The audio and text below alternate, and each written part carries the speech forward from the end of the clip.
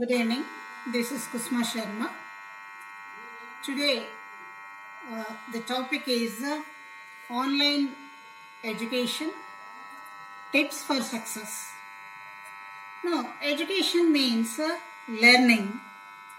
Learning is equal to person plus environment. That means if the environment is conducive, if the environment is suitable, then education is a success. Now, because of the changed situations, there is a change in the teaching methods because the teaching is shifted from classroom teaching to the online teaching. Where online teaching means in online we have to teach at home where the environment is different, where the TV sound will be there on one hand, the cooker whistle sounds will be there, baby cryings will be there. In between this, one student or two students have to concentrate on the studies. How is it possible? We have to make it possible. For this, what we have to do? We have certain principles to be followed, some tips to be followed to enhance the learning system. First principle is conditioning. Take for example, it is explained with one example, that is with the three variables. A dog is trained to learn the things. First condition is ringing the bell at 11 o'clock. That means timing and bell. Two things are over. For few days, bell has ring. Exactly at 11 o'clock, dog used to come there. When dog is coming, after few days, a meat piece was given to it. It used to enjoy it. After some time, again it was tested that bell has rung at 11 o'clock and dog has come, but meat was not given. But still, the dog gets the saliva in its mouth. That means it got used to the conditioning of 11 o'clock, bell and meat piece. So this is called conditioning. That means to that time they must get ready and they create their own interest to sit in front for the online classes. This is conditioning. Then cognition. Cognition is thoughts, feelings, knowledge, interpretation, understanding of the persons. This differs from person to the person. So, to create a cognition, what all steps we have to take, and this is the social responsibility of the all. That means society and also the family members.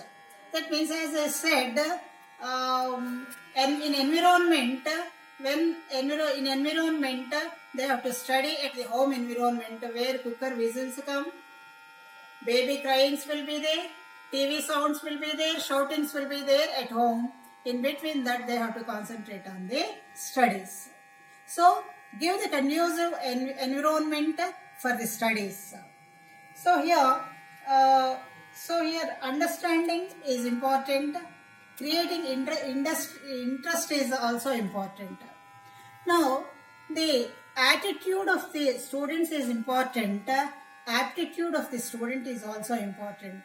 When the boy is interested in mathematics, we have to train him in mathematics. When he is interested in sciences, we have to train him in the sciences. Like that, the aptitude must be tested, and according to the aptitude, we have to make them learn.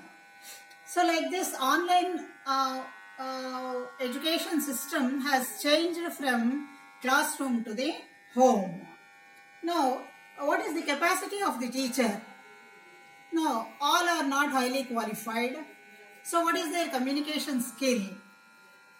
All these skill sets must be there.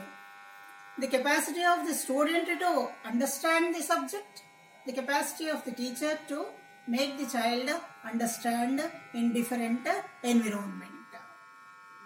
So here aptitude, interest, understanding levels, IQ levels, skill set of the teacher and available infrastructure. Take for example net facility. How far it is giving proper technical support for the online classes. All these things they decide the effect of the online classes. Now, when we follow certain principles, that for example, reinforcement principle. Take for example, if we make the child sit in front of the TV 10 times, same advertisement is repeated. So automatically the child gets set. Like that, reinforcement principle must be followed. Then retention. Retention principle says that how much you retain in your mind after the closure of the class also, how much you remember, that is important. So how much intensity we are teaching and how they are grasping, that is important. Then motor reproduction. That means how they reproduce. They learn, okay, they understand, okay, can they reproduce the things which they have learned? That is important. Then motivational principle, where motivation should be there to the child. That means in the form of rewards or in the form of appraising the student or ranks system. They should have some interest to continue the education. Now, schedules of the online classes. Schedules.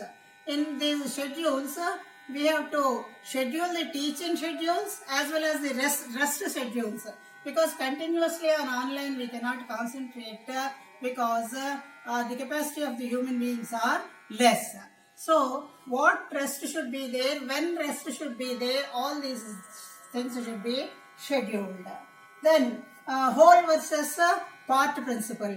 That means are you teaching whole concept at a stretch, that is bigger concept, that is not advisable. Part by part, if you explain it, then they grasp more.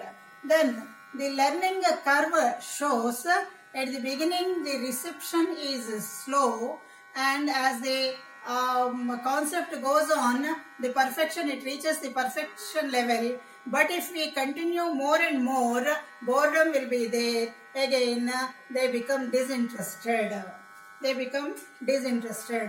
And jumping principle. From one concept to another concept, we have to jump and we have to travel with them and with the concepts. That means when one concept is over, the link between this concept and the new concept must be explained. Visualization and auditory systems. Visualization, what we are concentrating, are we concentrating on visualization or auditory? In online class, both are important. Visualization, how we are showing, what we are showing, what is the movement, how much time we are concentrating, are we using the still pictures or moving pictures, what we are using, that is important. At the same time, communication skill and the language is also important. Then presentation of material. Presentation of material on the screen should be attractive, interesting. That is, introduction of concept must be there, and explanation will be there, should be there, and continuity should be there, and ending should be there. Then only the concept will be full and it can be understood. And continuity of the class. When this next class is you are going to start for the same subject, previous class must be referred. Only then they remember the subject and then they continue the subject. Then intensity with which you are teaching. How many times you are repeating the concept, how many times you are taking into consideration the interest of the students, that is also important. And size of the class is also very important.